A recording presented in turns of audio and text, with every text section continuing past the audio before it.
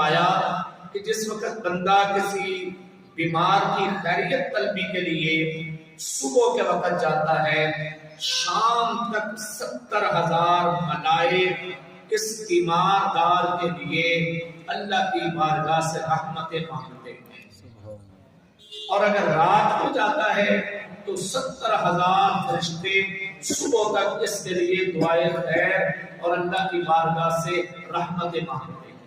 اتنا اونچا عمل ہے۔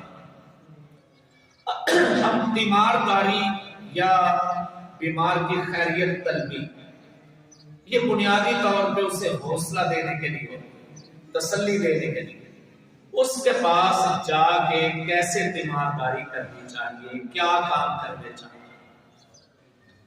تو یہ نقطہ ذہن میں رہے کہ ہم جا رہے ہیں اسے حوصلہ دینا، اس کی بیماری سب سے پہلے پوچھیں گے خیریت کیا ہوا۔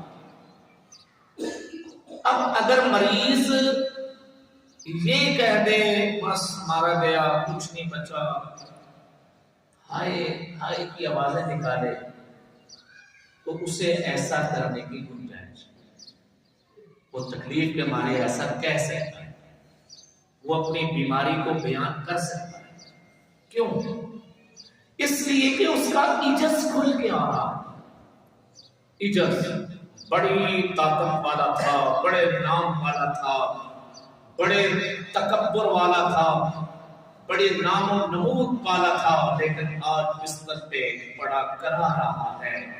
اس وقت پتہ چلتا ہے بڑی ذات اسی کی۔ اب اس کی عاجزی کھل کے سامنے آ رہی ہے۔